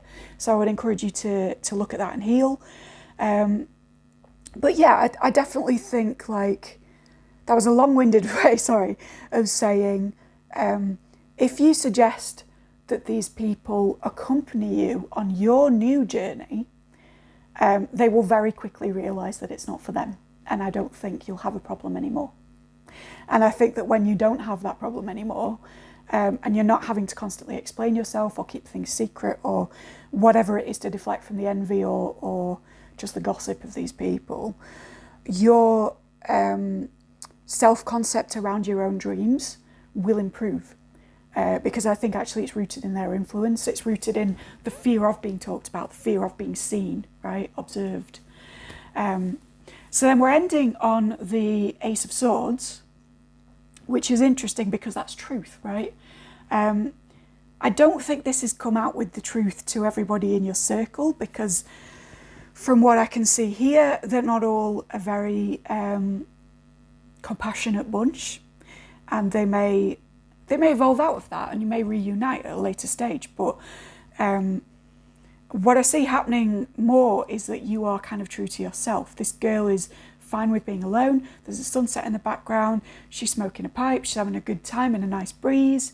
And she looks, honestly, like chef's kiss. Like this is my type in a tarot card right there. So yeah, there is this sense of like, you're looking and feeling pretty good about yourself. You're out there on your own. You're experiencing nature. You're doing some stuff that you find fun that doesn't involve anybody else. The truth that you're sticking to is staying true to yourself. But also with the history of swords being a martial energy, interesting that we have martial when red is the colour of Mars, right? But anyway, and with you having a defensive card earlier in this 7, I do think it's like the truth will be your weapon, right? So if, I don't want to like suggest that you antagonize anybody. I don't think that's healthy at all. There's no room for that on this channel. I think the best way that you can handle stuff most often is to be honest, to be kind, and if people still continue to be pricks, then remove yourself from them, right? But I think because the Emperor is such a contentious card and it's in your final lineup, I think if you do work towards the life that you desire and these people come for you, then what you're armed with is the truth about where you're from, right? So this thing that was holding you back actually can be the thing that verbally, because swords are about communication as well, right? So it's like you're verbally communicating to the people who are coming for you for just like phasing out of a certain lifestyle, say. And you're saying, hey, well, actually, do you want to know the reasons that I phased out of it? And then I think that them hearing that and relating to it hard in terms of what you left behind, without you personally attacking them or being unkind, might actually make them realise that, like, why am I wasting this energy? This person isn't for me, and vice versa, right? I'm not saying they won't cause drama, because it's the crabs in the pot thing. People will always try to relate to you on the level that they're at. And if they invite gossip and drama as their main source of entertainment in their lives, then you can guarantee that the same will be going on about you, right? And this is something you're realizing along your own journey, and that you have other priorities than that now, right? But yeah, I'm not saying that they won't respond in a theatrical fashion, but I think the other thing about the Ace of Swords is that it's actually a very calm card, and she's in very calm waters. And I think you can remain relatively stoic, again, relatively closed off about the stuff you want to keep private, and just know that you're content in yourself and you don't really need to give them a reaction. It's enough to tell the truth and watch them kind of whirl around into a frenzy because of how they feel about where they're at, right? Because they wouldn't be discussing you if their lives were perfect. If they had what they wanted out of their own relationships, even out of their own friendships, they would be enjoying that rather than spending their time speaking about someone else. So I hope that's helpful to you. I nearly said hopeful. I do hope that it's hopeful, right? I do hope that you have your faith in your own circumstances restored, that you realise you don't need to cover your own nakedness, i.e. your origins. You don't need to hide who you were in order to become who you will be. And you don't need to be cruel to anybody or cut anything out explicitly. I think it's just, this reading was here to give you the realisation that if people are trying to drag you down for living your life, the best thing that you can do is continue to live it and let them fall off, and to not let the vibration that they're coming to you with affect what it is that you're bringing into your own experience, right? That's really important. If you liked this, please click like, hit subscribe. I will be going through the rest of the rainbow, as you know. I also offer readings in the link down below, and there's a donation button if you found this useful. But none of that is compulsory. I just hope you enjoyed it, and I hope that you share it if you did. Yeah, good luck. I think you're doing right by yourself, pile 2, and I'm proud of you. If it's not patronising to say that, I am. It's a journey I recognise, and I hope it goes well for you. All right, take care.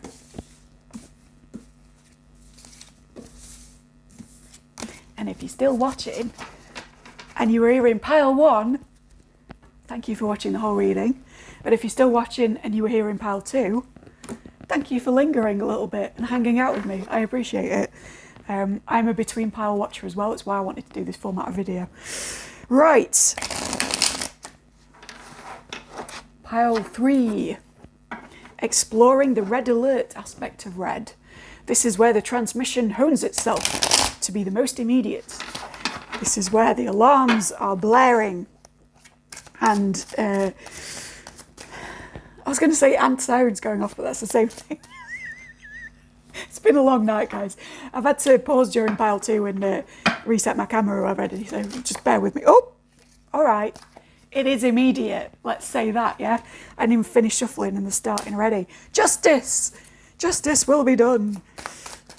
Do you want to be clearer on that? Justice? Thank you. Oh, good. That's nice. How lovely. Let's take you two together, shall we? Okay. I will show you these in a minute. I don't even know why I'm arranging them in such a exacting fashion when I'm going to hold them up anyway, but here we are. So this one, yeah, right. Oh, if you are watching from pile 1, have I got an outcome for you? This all loops back, right? But that's not to say if you pick pile 3 that pile 1 is for you. It's just because I get a feeling that there's like 1 or 2 people watching the whole damn thing. Thank you. Anyway, right. So we have justice. We have this clarified by the sun with temperance. Fantastic. And then clarifying further, we have the page of cups with death as the confirmation of it. So you are in a space where justice is done or about to be done in the near future. With this being a red alert reading, I get the sense that this is like in the next few days. I don't even want to say weeks, I want to say within days, some kind of justice is being done around a situation. Because the sun's here, this is going to make you exceedingly happy. You're going to get into like a childlike state of appreciation. With temperance being here, if you've had any unhealthy habits, unhealthy addictions, or you've been feeling like a little bit from column A, a little bit from column B, a little bit like between cups, if you like, that kind of a feeling is going to stop in its tracks because of the justice being done. And instead you're going to be this kid riding around on a horse in the sunshine, enjoying his life, right? And the reason that this was immediate to tell you, I think, is that you don't necessarily believe that that's what's going to happen, particularly if you did linger from pile 1, in which case, well done you. But yeah, there's this like solution to something, which is going to be really, really immediate. When I think of justice, I think of the Libran scales and all of that, but also the scales of like, I want to say Mart, but it might be Ma'at, but the Egyptian justice goddess, and the sort of rules for living that she puts down. So if you're feeling drawn to that kind of a thing, you might want to look into her, what do I want to call it? Her philosophy, shall we say, her rules for the people who worshipped her at the time, because they're just very groovy. They're just good rules to live by. And I do feel that a sense of balance is being restored here. We'll see in what area in a moment. But we've got the Page of Cups, so this is like a romantic and imaginative impulse. For some of you, it can be a romantic offer coming in. For others, it's just that you're kind of reaching that state of like childlike exuberance, whimsy, the guy talking to the fish, you know, it's all very Gilliam-esque. It's all very kind of groovy and crazy, and just embracing synchronicity and being like, I don't care how absurd life gets, I feel fantastic. And with this being clarified by the death in the upright, it's not a cause for concern. Death is just the letting go of an outmoded cycle. So those from pile 1 and pile 2 will relate in different ways, right? For some of you, it's dropping a particular circle. And for some of you, it's just the end of not ending anything, and of stagnancy and stuckness and inability to move forward. If that's all nonsense to you because you came explicitly for pile 3, let's get a little bit more detail. So what is this justice around? Can you describe the situation where justice is being done? I'll take 3 for this because I want to get quite specific with it, thanks. Third one, please. Describe the situation where justice is being done for my red alert pile. Is it? No, it's not. Okay. Why are you flipping cards at me that you're not using? Something is not being used in its full capacity. Okay, so we've got the 3 of Wands reversed alongside the 2 of Swords, alongside the 4 of Cups reversed. Right, okay. You had a plan. You were feeling indecisive about it because you thought that an offer was going to be made that you could follow through in order to go forward with the plan, and it just wasn't, right? So this is about the cooperation of another person just plain not happening, which has delayed you. This could be as simple as a delayed flight because somebody kind of didn't come through with the goods and it was out of your control. It could be as complex as a twin flame dynamic where somebody didn't present an offer at the time that you thought union would occur, and you were left with the choice between somebody who was very reliable for you versus somebody who you felt more drawn to but who wasn't giving the goods, right? I am saying different circumstances because this is a general reading, so I'm reading for potentially a very large audience. Hopefully when this thing gains traction, please share it if you want that to happen. But yeah, in whatever circumstances you were in, you wanted to be planning your next move. You were very much looking, in some cases, to travel, but certainly to expand your current situation, to make it more in depth. And instead you were faced with a kind of indecision because the stuff that was meant to be coming through for you just wasn't. For a very small number of you, this is like from the universe. Stuff just wasn't manifesting. You were hitting a block, hitting a wall. And this is why the death is in the upright. If that's the case, you might want to check out pile 1, which is all about kind of why it is that you've been blocked and being in acceptance of a blocked state and working through it. but that's not applicable to everyone. Let's get a bit more detail to hone in further. This one wanted to leap. We have another one, thank you. Is it both? No. Or is it? You want to be over here? Right, saving you for later, okay. All right. Okay, so we have a Page of Wands, clarified by a Four of Pentacles. Okay, so yeah, this is speaking about a person, potentially someone younger than you, potentially someone fair in skin tone or hair, or fairer than you are in those things. It doesn't have to be, and it can be any gender, but this is more of a kind of andro-masculine vibe, just in this deck in particular. This is somebody who has less of a maturity than you in the field of spiritual pursuits, is perhaps less sexually mature or experienced than you, or is just like starting out in a creative realm, whereas you're more established in that field.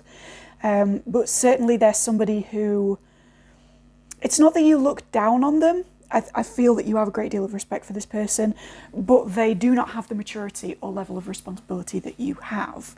And that has caused problems because they've not shown up for you in the past. Bear in mind that these kinds of dynamics can apply to somebody older. It's just that they might not be as mature, right? I've had lecturers that were pages because they weren't responding to the concerns of students in a very adult fashion, etc., right? There's like, you can have authority figures that are in this dynamic, but for the vast majority, it's somebody younger or less mature. Potentially someone quite creatively or sexually forthright, potentially a snappy dresser, particularly in this deck, someone well put together or who thinks that they're well put together. Someone certainly extroverted, definitely, and someone who's left emotionality about a particular issue behind and gone on to just be very action oriented. This gives me the vibe of like younger guys who've come from maybe an abusive household or a negative attachment dynamic or something along those lines, and start listening to Jordan Peterson and then like giving life advice out to everybody they come across because because they suddenly feel like a sage because they've cleaned their room and stuff, right? It's that's not shade if that's you, right? But it's giving me like preemptive Virgo. This is somebody who's been selfish with their time or money, perhaps even miserly. It may be that the offer that didn't come through, where justice is now being done, was a financial offer, and that it was deliberately held back. Whatever it is, whether it's affection, whether it's money, whether it's time invested in a particular relationship or in a business, this person was withholding this very intentionally. And it was out of a belief, or a fear, should I say, within them, that if they give too much, there won't be enough, right? If they give all their time to you, there won't be any time for X, Y, Z of their priorities. If they hand over the money, they won't have enough for this thing that they were saving for. If they enter into a loving connection with you and perhaps commit, then that means that there won't be enough of their romantic and sexual energy to explore other avenues or to feel fulfilled in that department, and they're kind of afraid of overgiving and then not receiving back, right? The Four of Pentacles is very much somebody who's in a fear-based mindset. God love them, they're not a bad person, but they're being a bit miserly with whatever this energy is.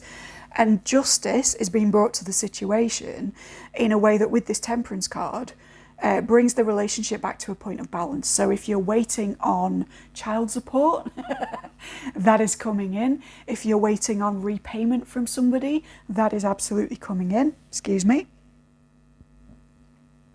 Hiccups, so that's confirmation. If you're waiting on finances to move through a particular legal or professional situation which are already owed to you, and you feel that they've been held back, not just circumstantially but intentionally, those things are coming your way very soon. And indeed, I feel that this person's intention to hold it back from you will be revealed, and that's part of the justice. And if this is romantic or sexual or situationshipy, or even just a friend who wouldn't put the time in, and you were like going to go travelling with them or something, and you're now like, I don't know what the fuck to do, I don't know where to go. then this is like justice will be done because this person, well, because you're having this reading and this person is kind of revealed to have been holding back on that. And you can now have a conversation about whether they will continue to be holding back or not. It's time for you, is it? In pair with an, well, yeah, I was going to do you in pair with the Hierophant, right? So yeah, for some of you, this is an older person. They just have a younger mindset or a position where they don't want to have the full responsibility of where their life's led them. So they perhaps didn't follow through with something because it would have made them owe to you or responsible to you in some way, or they just didn't want the extra hassle of it. For others of you, Hierophant speaks about marriage, about commitment. So this is a person who maybe you plan to have a future with and they didn't commit, or they wouldn't give you the offering that you thought was appropriate for that stage of the relationship or whatever. So the Hierophant speaks to that. Let's have a look whether, okay, right. I see. Oh, I see.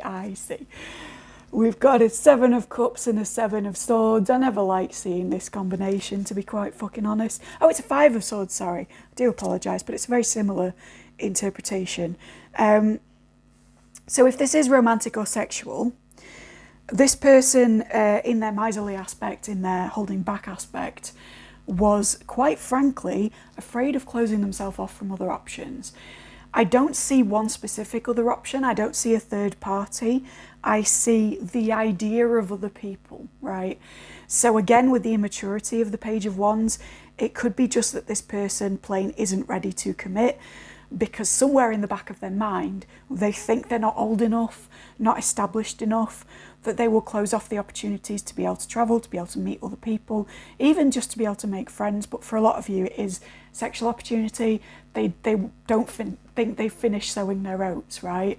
So this idea that you had of maybe setting up with them and moving forward, or even just doing things like going on a getaway or meeting up across long distance, which I'm seeing for some of you, it's not going to be possible at the moment because this person is, their fear is the scarcity that comes with commitment. Now, we know that commitment yields a lot more than scarcity, otherwise people wouldn't commit, right? We know it's a very beneficial thing for many people. But this person at this stage in their life is not seeing it in that fashion. I'm seeing Justice and Hierophant in combination as well. So for some of you, again, reading generally, so this will be another kind of small number, but let me know in the comments. This is a annulment or a divorce coming through because it's kind of being proven in some way that somebody never had the intention to fully give of themselves. Now, whether that's that they've been caught doing something or whether it's just that they've expressed to you that they cannot offer you whatever it is that they were promising to offer you, justice is being done in the situation and you're going to be financially and circumstantially free, right, from this point. If none of those things are hitting and it's not like a social or a relationship thing, this is just somebody who wouldn't commit to whatever it is that they owed you in a situation, be that financial, work, you know, maybe they owed you an essay, who knows. But they didn't want to do that because it would close off the ability for them to lead what they think is their best life. Whether it is up for debate, because the Hierophant usually is kind of a more beneficial card for somebody's development than the 7 of Cups. But like, an example I might give is if you're a teacher and you're waiting on a project from a student, they didn't want to jeopardize the idea that they could party that weekend, or, you know, they didn't want to hold themselves back, again, from other options. But you can see how that would play out in a non-romantic sense, right? For some of you, this is, because the 3 of Wands is here, this could be an entrepreneurial effort where you're in what you thought was a business partnership, but somebody didn't come through with the goods, so now you're in two minds as to whether to continue at all. That is because, I hate to say it, but they are emotionally mature and they think that there are lots of different projects they could be working on, and frankly they don't want to commit to one, right? But again, if that's resonating in a romantic sense, I don't want you to feel depressed about it, because it's not like they have anyone in mind. It's that they have the idea of having someone in mind, right? We live in an instant gratification society where 1001 strangers are available to you via Tinder, Instagram, Snapchat, you know, however it is that you troll for dick, pussy, or whatever you're into. So this person just saw the availability of other resources in some fashion, and decided it's a no, but that's no reflection on you as a person. And I really want to emphasize that, because honestly, this is a positive spread and you are doing well, right? You do you, boo. Fuck this person, whoever they are. Okay, so with the 5 of Swords, interesting placement for it, so I'm going to read it a little bit different to how I might normally read it. For this person, this is likely to be a loss. They are likely to regret the fact that they didn't commit to this, to you, that they didn't repay sooner, that they didn't get involved sooner, hand in their work sooner, whatever it is, right? It's going to annoy them in the end. And for many of you, this is because actually the presence of legal justice, and not just like cosmic justice, if you like, because there are a few cards for cosmic justice, but the fact that this is like very law-based and very institutional in its vibe, tells me that for many of you, if you were owed money, they're going to have to pay more for holding back, right? Or for leaving it too long. Or if you were getting out of a marriage, the process of it sort of going on and going on and going on, it's not going to go well for them in terms of splitting assets. If it was that somebody held back on an entrepreneurial project or something similar, the fact that they've delayed their own life by not being straight with you about the fact that probably they weren't interested in this project to the extent that they communicated they were, is going to hold them back from being quite as quick with the next venture, right? They've wasted some time with this. In not being able to communicate with you directly, they've actually shot themselves in the foot, is what I want to say. So let's have, I'm liking that for you. I don't want to get into negative things where we misappropriate the term karma as well as culturally appropriating it. But certainly where we're looking at the justice card in this situation, it seems that this person is getting what they deserve for being so vague with you about what actually was a very obvious issue for them from the beginning. And it is justice. It is fair, right? I'm not going to say it's vengeance-y because I don't like that vibe, but what is happening to them is proportionate to any suffering or inconvenience caused at your end. And we're finishing with the King of Wands, right? Is this you or them? I just want to split the deck, the world, right? Yeah, this is you. Okay. You want to come out, do you? Knight of Swords in reverse is them. Right, let's cover them first, shall we? So at the end of this sorry little tale that you were so urgently informed about, actually, for all of their impetuousness and their determination to move forward, they're going to enter into a period of stagnancy. In the way that they've held you back, they're going to be held back by others, right? So if they kept money from you, they're going to go into a period of financial stagnancy or blockage or difficulty. If they weren't straight with you about the fact that they didn't want a relationship, they're going to fall hard for someone who also doesn't want that and isn't straight with them.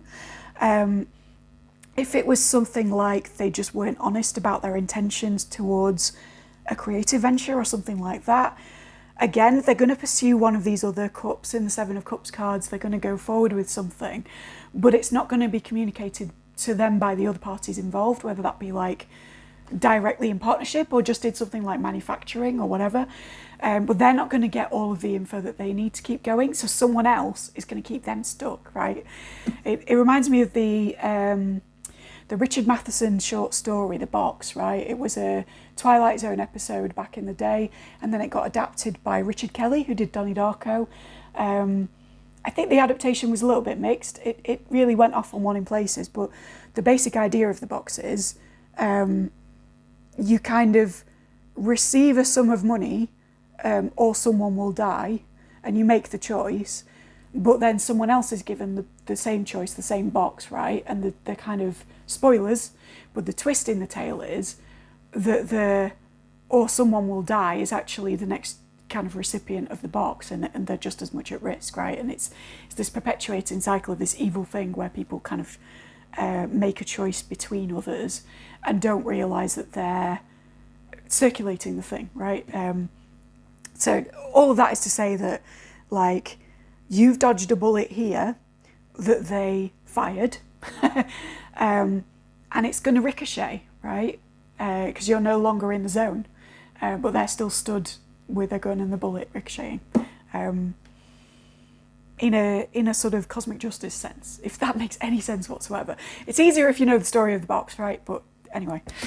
So yeah, Knight of Swords reversed, wanted to leap out so that we know the fate of this person, so that may be satisfying to you, although I don't urge you to dwell in vengeance-y energies for too long, because they're not very healthy, frankly, and there's far too much of them on the tarot tube at the moment. I really don't like that shit. So where are you going to end up? You're going to be in the King of Wands, and it was clarified by the world, so the world is your lobster, my dude. We'll say lobster because it's red and not oyster.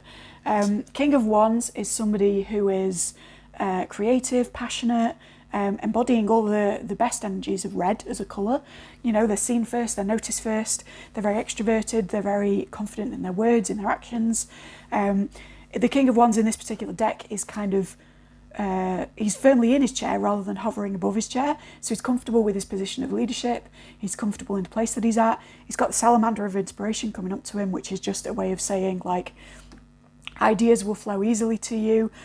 He's in his very regal outfit, which is like, you're going to look good, you're going to be okay with money, it's all kind of working out for you, my dude.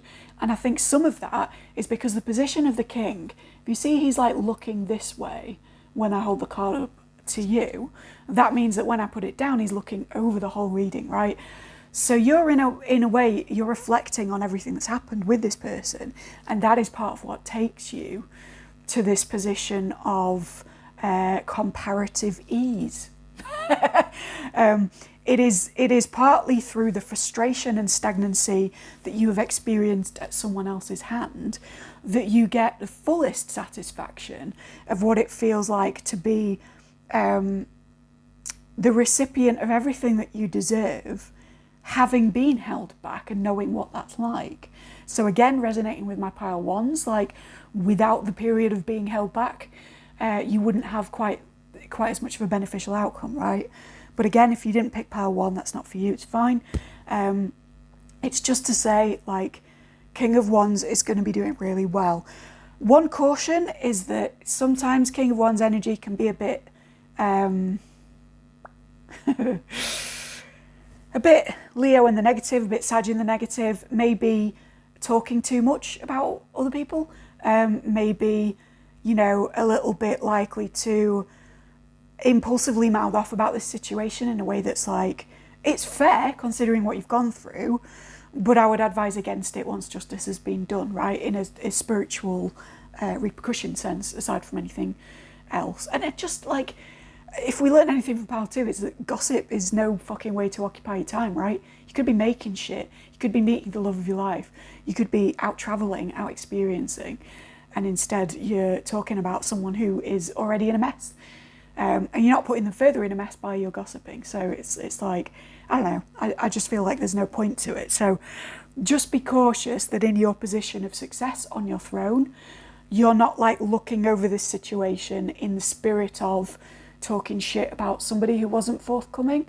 Because believe you me, they are gonna regret their lack of action at some stage, whether or not you're even conscious of it, whether or not other people know about it, right?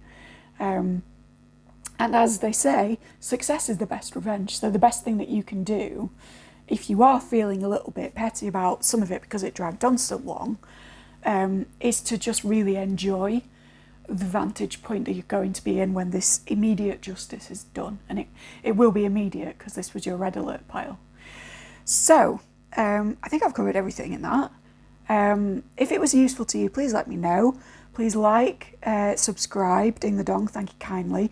Share with anyone you can, because this is a pretty unknown channel and I'd like to grow it pretty fast. Like, I read on private servers mostly, but I'm sort of switching to Etsy and YouTube, and nobody on YouTube knows me yet. So like, if this was useful to you, share like mad, bro. Or girl, or anything in between. But yeah, like, it's a pleasure to read, and I'm enjoying this, like, light spectrum thing, and the fact that I don't know what's coming before it comes. So if you like this, if you like the visual format, being able to see me, which is a change for me, let me know. And do sub if you want to see the remaining colours, because we've got 11 to go, plus metallics, if I can get my my metallic backdrop type game together. So we'll see on that. Christmas is coming, so it might be doable. Anyway, Pile 3, I'm going to love you and leave you. Justice will be done. Have faith. Enjoy basking in this sun card. Enjoy the good times, right? This is what's coming with arrow fast immediacy. I don't know why that was the thing I went for. Maybe you're an Arrow fan, but it's going to be lightning fast. That's what I was getting at. Cheesy, crazy, right? Yeah, and hope to see you soon.